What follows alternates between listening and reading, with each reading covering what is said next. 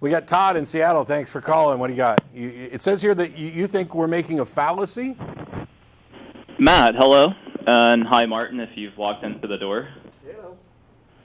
Well, I realize that you guys are kind of at a disadvantage, kind of off the bat, because I've actually seen every Atheist Experience episode. How would that put us at a disadvantage if we've seen all of them? How would you have seen all of them? Most of them aren't archived. Yeah. I mean, the show's been on for 17 years. Yeah. Okay, well, I've been to your website. I've watched pretty much almost every YouTube episode. Okay. Mm-hmm. But you haven't watched all the episodes. So but in any case, even if you've watched all of them, I don't see that puts us at a disadvantage, and let's get to the point where you think we're being yeah, I mean, what's fallacious. your question? Well, I've called before. I thought I might as well bring that up as well. Sure. I called in as Todd. It was episode 791. I think it was... we're getting dangerously close to a Saturday Night Live skit where you start referencing episode numbers. Just get to whatever it is. What's your question? You're going to say. We don't need your life story. Just what's your question? Okay, well, I think you guys are committing a population fallacy, which is actually called Argumentum Ad-Populum. Yes, I'm familiar with the fallacy. People. Yes, and how are we making that Yes, fallacy? and how on earth would the people whose position is the minority be engaged in an argument ad populum fallacy? Please explain. It's not a minority necessarily.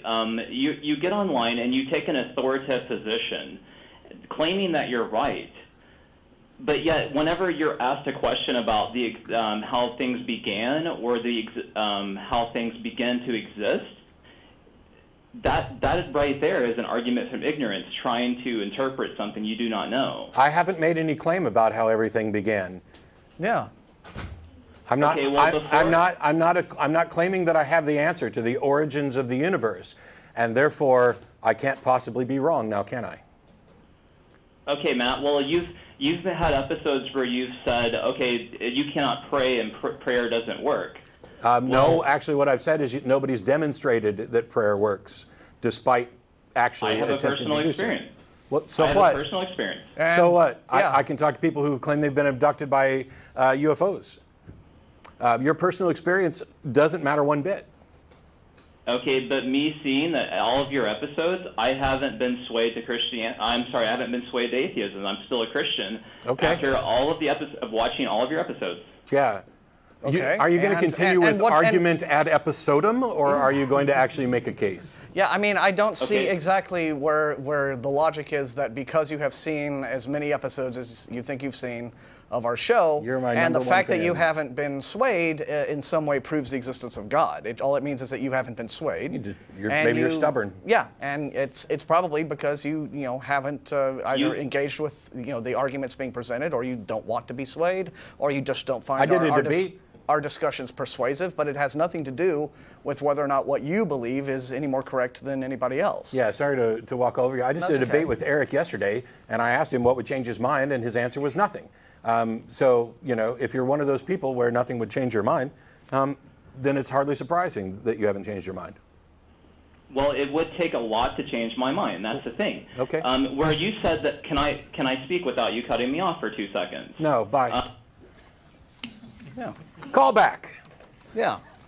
I mean, we just I kept waiting for his question for us, and he just. I've seen every one of your episodes, and you're committing an argument. Oh, and you claim that you have the right answer to the origin of the universe, when I've done no such thing. Yeah.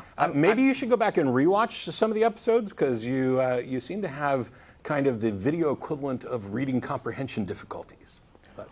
Yeah, well, I mean, I just don't see the point of calling us up and saying, I've watched a whole bunch of your episodes and you haven't convinced me yet. I mean, well, then engage us in some sort of question, ask us something, try to bring up something new, but, simply calling us up and bragging that you haven't been swayed away from Christianity yet, so what? We know a lot of viewers probably think that way. Yeah, meanwhile, probably means nothing. One of the most likely reasons that you haven't been swayed away is because you're expecting us to disprove Christianity. You are doing what Eric did in the debate yesterday, which is attempting to shift the burden of proof. And you'll hang on to your beliefs until somebody proves them wrong, which is an irrational way to go about holding on to your beliefs. Anyway.